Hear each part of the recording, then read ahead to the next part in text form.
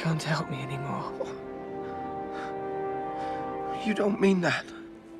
This is one of the darkest and most brilliant manipulation scenes in the entire Lord of the Rings trilogy. This is the moment when Gollum, in just a matter of minutes, completely destroys the strongest friendship in all of Middle-earth.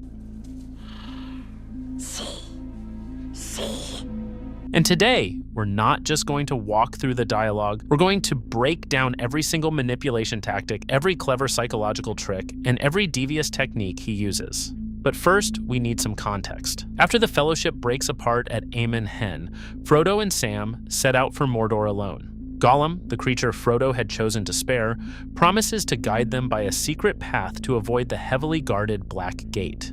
They've already been traveling for several weeks, and now they've reached the final ascent before entering Mordor.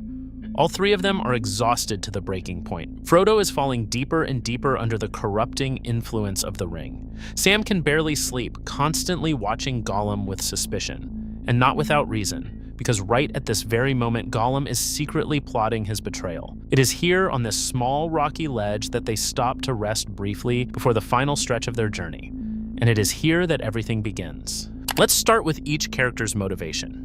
Up until that moment, Sam had been living in a constant state of anxiety and fierce determination. After the Fellowship broke apart, his one and only purpose in life became protecting Frodo and seeing him through to the end. He had never trusted Gollum from the very first day. He saw the way Gollum looked at the ring, how he whispered, and how he only ever tried to get close to Frodo. Sam's motivation was very simple, yet incredibly powerful.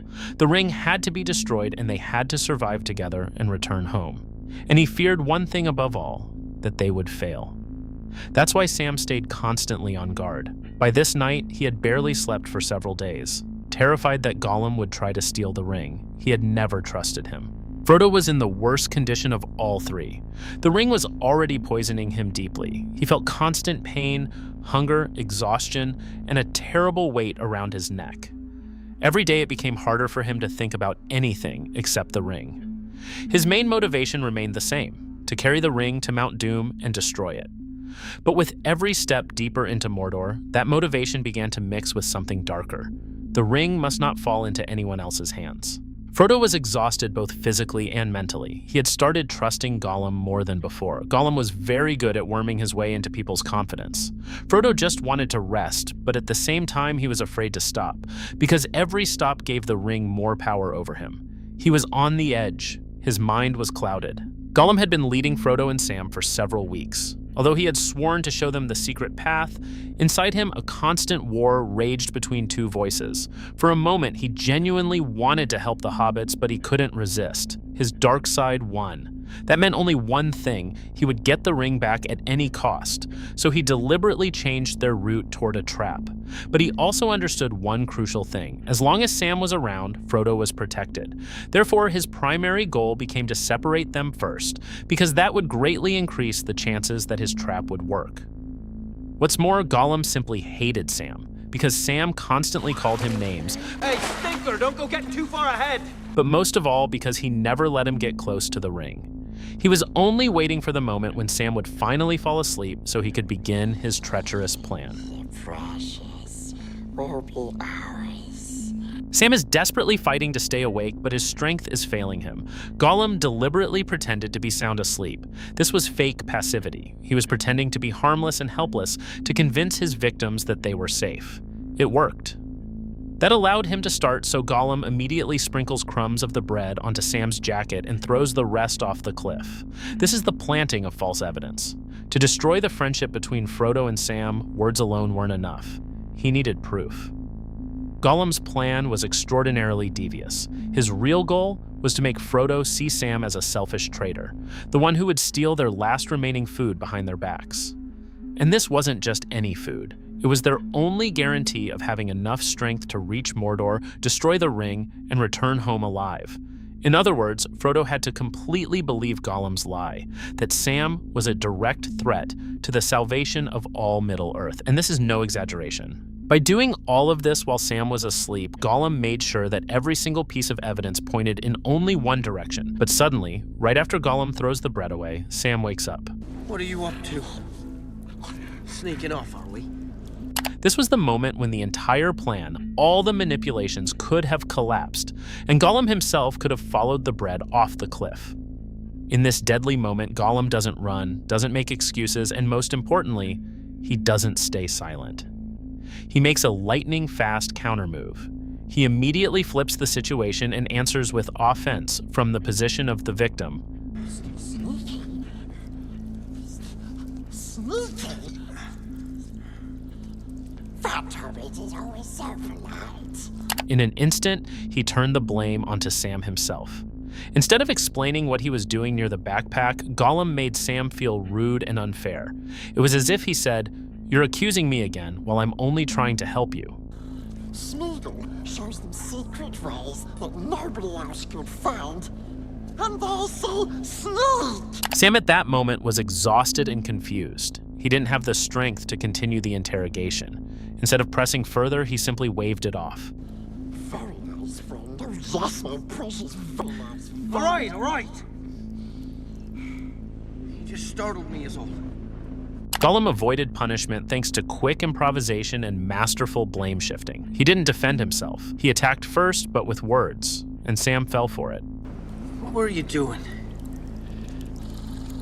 Sneaking. Fine. Have it your own way. That's why the plan didn't fall apart and continued to unfold. Then Sam starts searching for food and realizes in horror. It's gone. The elven bread.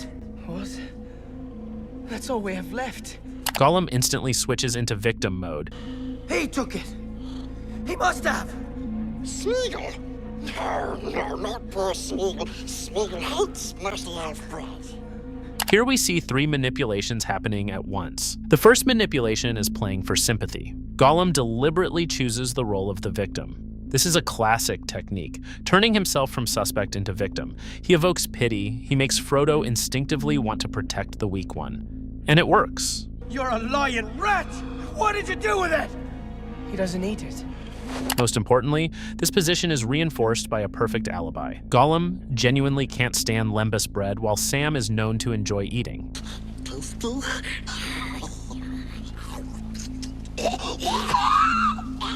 At this moment, Frodo is no longer looking at Sam with the same confidence. He confirms that Gollum doesn't eat the bread. He doesn't eat it. Even though this isn't absolute proof, for Frodo, it removes any suspicion from Gollum. In this moment, he is already on Gollum's side. The second manipulation is false denial. Gollum knows the truth better than anyone. He had just thrown all the bread off the cliff. But he acts as if he is being accused completely unfairly. He repeats, No, not poor Smeagol. with such confidence and indignation, as if it's the most ridiculous idea in the world. He creates doubt in Frodo's mind. Even if Frodo doesn't fully believe it yet, a small crack has already appeared. This is the technique where the manipulator denies the obvious with such force that the victim begins to believe the lie. He can't have taken it. The third manipulation is the wolf in sheep's clothing. Gollum deliberately calls himself Smeagol, not Gollum. Smeagol? No, not poor Smeagol. Smeagol hates musty elf bread. He consciously switches to his good personality. Smeagol is the one who appears weak, timid, almost childlike and innocent. He uses this mask as a shield. When he says, Smeagol hates musty elf bread, he speaks as if from an entirely different being, pure and defenseless. This allows him to distance himself from his own crime. As a result, Sam, who had just been telling the truth, suddenly looks aggressive, suspicious, and even a little paranoid, while Gollum appears small, wronged, and pitiful. It is from this moment that the real rift between Frodo and Sam begins. The seed of distrust has been planted, and it will grow very quickly, but the main blow is still to come. Gollum moves closer to Sam and suddenly says, Look. What's this? This is a masterclass in manipulation. He planted the crumbs himself. He accuses Sam of doing exactly what he did himself. Crumbs on his jacket says he took it. This is reverse accusation. He says, He took it. I've seen him. He's always stuffing his face when I start looking. creating the illusion that he is a witness. And the most terrifying part, he uses the words, "when Master's not looking," so that Frodo hears and thinks, What if Sam really has been stealing behind my back?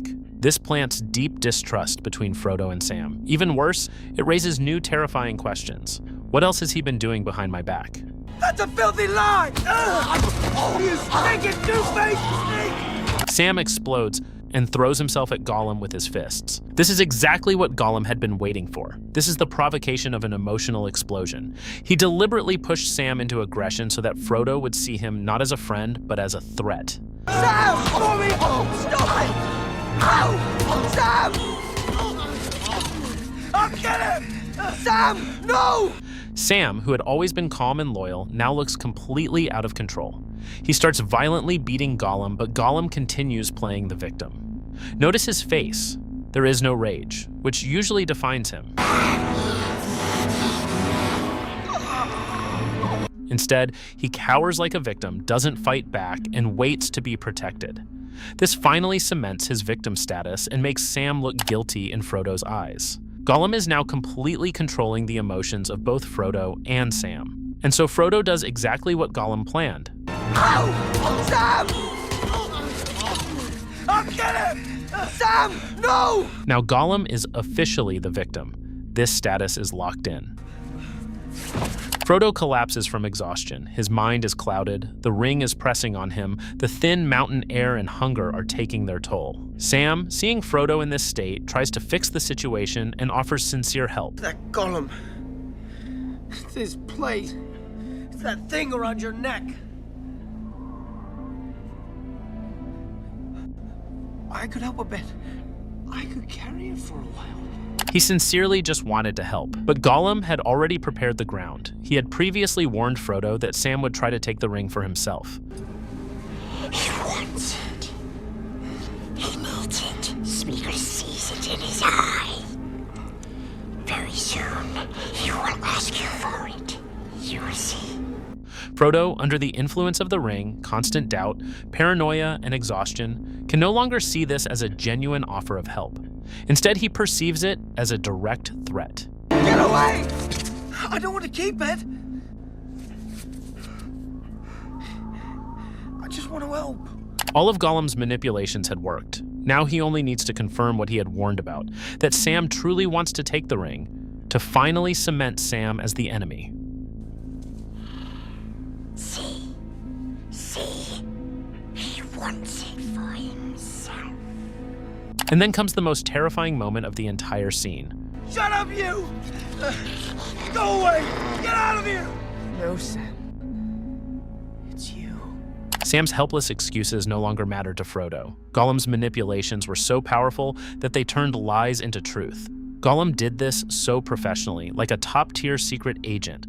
Sam simply didn't stand a chance. He had spent his whole life in the Shire among simple, hard-working hobbits. He had no defense against the cunning of someone who had lived with the ring for centuries. Gollum had achieved complete control over Frodo's mind. I'm sorry, Sam. But he's a liar. He's poisoned you against me. He forced Frodo to banish Sam and repeat the very ideas he had planted. This is gaslighting at the highest level. Go home. The victim begins to trust the manipulator more than their best friend. Gollum says nothing more. He simply stands up and walks away with Frodo. He doesn't celebrate his victory out loud. He can't afford that luxury. It might expose him as the manipulator. He lets the silence do all the work. Sam is left behind in tears, completely broken. A quiet triumph.